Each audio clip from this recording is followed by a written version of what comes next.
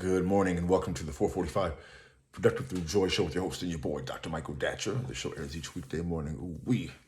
Hella early at 4:45 a.m. here on YouTube's Michael Datcher channel, at 4:45 p.m. on Facebook Live. Guys, today we're talking about nature and great expectations. What is the connection, the intersection between the natural realm and great expectations, right? Pretty interesting topic we have planned for today, so thanks for joining us. Let's dive into our topic. There's an old West African saying, I'm sure it spreads to other continent, but it comes to us primarily from West Africa, at least its iteration here in the States, which is as above, so below, right? And that's certainly an old Southern tradition that has percolated, been transferred from the continent to us even today. The old ones will say, as above, so below, meaning to identify, see the natural realm above you, and you can learn from those patterns, from those systems, things happening on Earth, happening in your own life.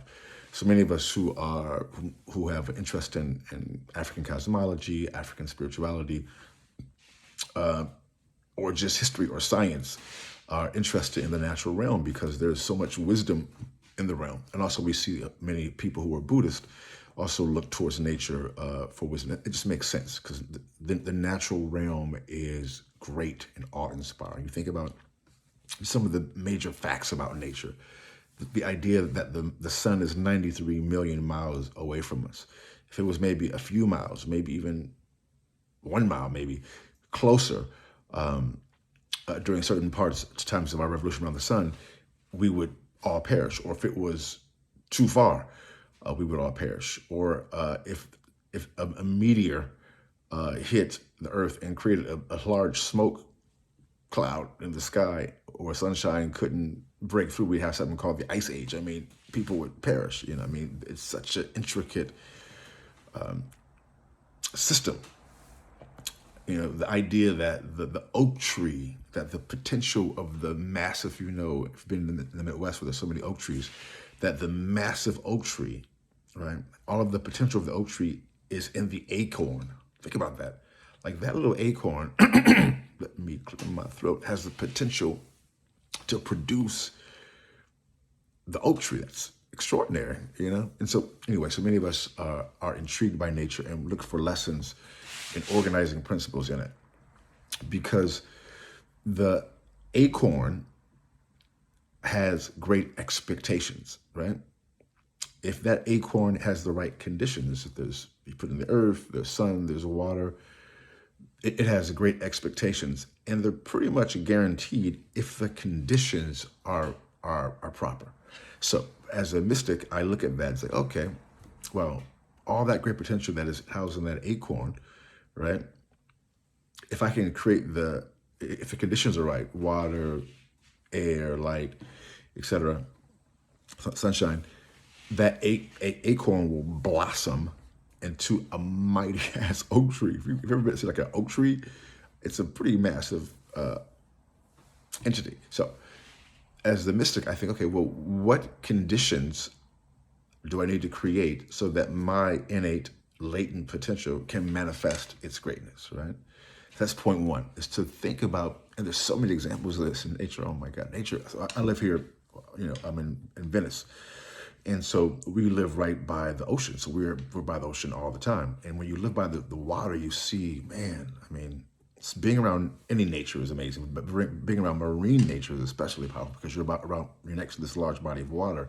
And when you're seeing the seagulls and the egrets and the sea lions and the dolphins, it's a lot, you know? I mean, then the tide pool up the street from us, up the sand from us, all that marine life and the whole tide pool ecosystem is really, I mean, it's so fascinating to see this incredible universe made manifest in the microcosm of marine life or marine related life. It's extraordinary. So my family, folks who I'm close to, people who believe in this tradition of science, like to study marine culture, for example, because we gain lots of life from that. So I'm saying to you, point one is that you want to think about, okay, how can I pay more attention to nature and what am I seeing? And then, which goes into which I mentioned earlier, the idea of identifying the greatness of nature. There's so much greatness of nature. You think about the physical beauty and diversity of flowers. So in our house, we like to buy fresh flowers. Our house is always full of fresh flowers. We go to our local farmers market here. I'm oftentimes on the East Coast, and there's a huge one at a Union Square. It's like four days a week in New York. And so whether I'm here or back in New York or back and forth, we're always buying flowers, right? Because that's a reminder that the power and the greatness of nature, especially like sunflowers, because they remind me of the sun. So I'm saying for you, the second point is you want to identify nature's greatness, and then you want to be around it, get in it. At times it's hard for us. So in New York, when I'm in New York, it is a concrete jungle, no doubt. But New Yorkers are very smart how they organize their city. The Central Park, which is just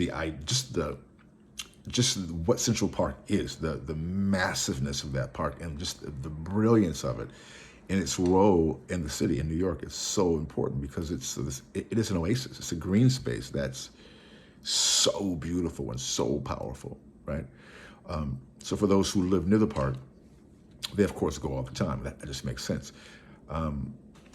I tend to go to the smaller green spaces, but I always go to Central Park as well, or go up and down. I tend to go to the East River to run, because you can run along the East River. And so whether I'm in the concrete jungle of New York or in the Venice, which could be a jungle in some ways too, I try to always be around nature. At times I have to kind of work. In New York, there's a bunch of small like private, they're not private, they're gardens, they're public gardens, but they're small little pocket gardens. So I always go to those, whether I'm in the Lower East Side or wherever, I will find nature. So I am saying that you want to think about, okay, how do I find nature and get up in it, and what am I seeing in the beauty of it, which goes right into point 3. Once you do that and you begin to study nature, you can begin to see patterns. And here's the rub. You want to, as you study it, which really can be as simple as observing it over a period of time, you want to see, what can I apply to my life? That's the key. I'm a little emotional now thinking about how much nature has helped me, just being in it and really studying it. And as above, so below. Let me give you another practical example that doesn't involve a thing that we can all do by looking to the sky. So, as you know, our planet is revolving around the sun. At nighttime, for most of us, we can see the stars, right? Typically, unless there's too much light pollution, right? And you recognize that there's so many stars in the sky that you literally cannot count. I remember when I was a kid, I used to watch a show called The Cosmos with Carl Sagan. He would always say there's billions and billions and billions of stars. You can't even count the stars. And plus, the universe is constantly expanding. Who even knows? Just the greatness of the universe, right? It's extraordinary. And that's one of my main inspirations, to be great, because we are made of the same substance of those stars. As they say in the vernacular, we're made from stardust, right? But that's true as these carbon-based animals. It's extraordinary. I get a show thinking about just the implications that we come from one source of greatness. If we're made from the same stuff the stars are made of, that's extraordinary.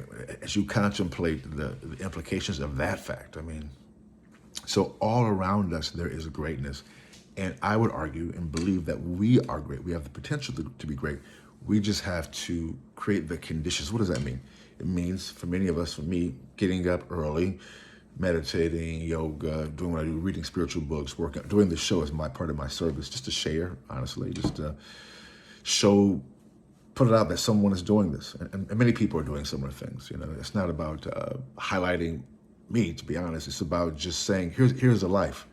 I'm just one life. I'm just really sharing this part of my life with people.